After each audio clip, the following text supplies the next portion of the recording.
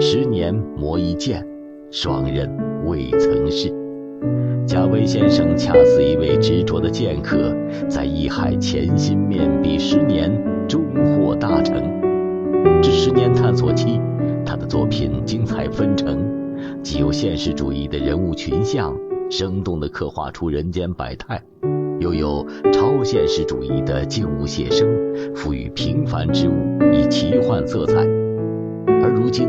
贾维先生紧跟时代步伐，大胆创新，运用 AI 技术创新色粉艺术。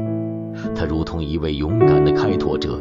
在艺术的新领域披荆斩棘，为我们带来全新的视觉震撼和思考空间。而接下来这幅作品也是以他独树一帜的创作风格，参加了国之颂庆祝中华人民共和国成立75周年全国美术作品展。贾老师，我觉得这3幅作品肯定是在您这一次的作品展当中占有非常重要的地位。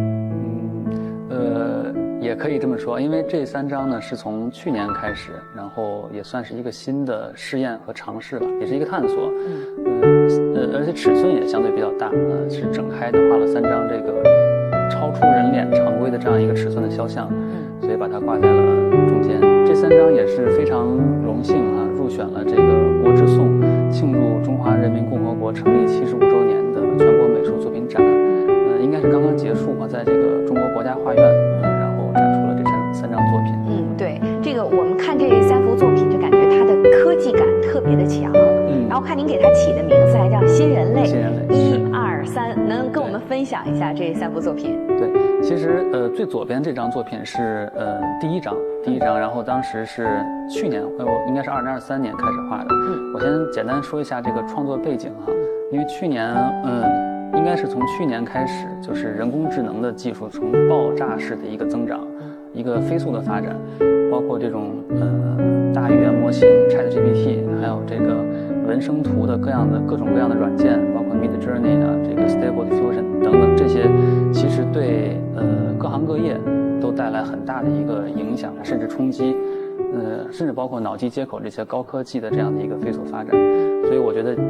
我这几张作品呢，也是在这样的一个新时代的高科技这样爆炸式发展的一个背景下，我自己的一些思考和回应吧。其实之前创作的大部分的作品，因为我喜欢画人物，喜欢画肖像，然后大部分的作品呢，其实都是聚焦在生活周边的这些人，包括家人包括一些这个身边的朋友等等，就是您刚才所说的这个现实主义的这样的一个题材。然后还有一类呢，就是其实那些人虽然他们可能不一定是特别美的，甚至有些可能是很普通的，但是他们是很鲜活的一个个体，很真实的。然后这几张呢，其实是另一种方向的一个实验和探索，它其实是可能是融合起来的这样的一种形象。我这几张呢，也是借助了这样的一个科技手段，然后先通过大量的关键词和尝试可能生成了几百张这样的图像，然后我从中挑选，最后选出这几张我认为比较满意的素材，然后进行了创作。其实是我觉得可以这么说，就是不存在的这样的一个肖像，这不是真实的人。但是其实在维米尔那个时代，就是以前荷兰这个画派的时候，包括伦勃朗，他们有一些肖像作品的这些大师，他们那会儿荷兰流行的一个词叫 Tronie， 其实就是意指他不再具体的描绘某个人，而是描绘某一类理想人物的这样的一个外貌的典型的特征，可能这个主要比如研究面部表情，或者研究服饰，或者研究这个头饰等等，包括这个就是维米尔那张戴珍珠耳环的少女，或者伦勃朗有些肖像也是这类的一个研究。所以从这个角度上讲，我觉得这几张作品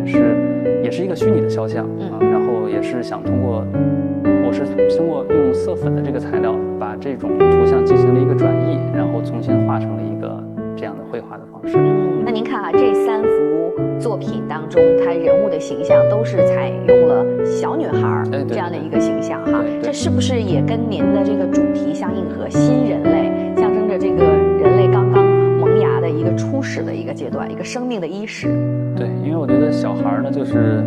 这一代人尤其我觉得，尤其是刚刚出生的这一代人，他们一出生在这样的一个环境下，是在这样的一个科技爆炸的时代，和我们刚出生完全是不一样的。所以这个是在他们这个时代，我们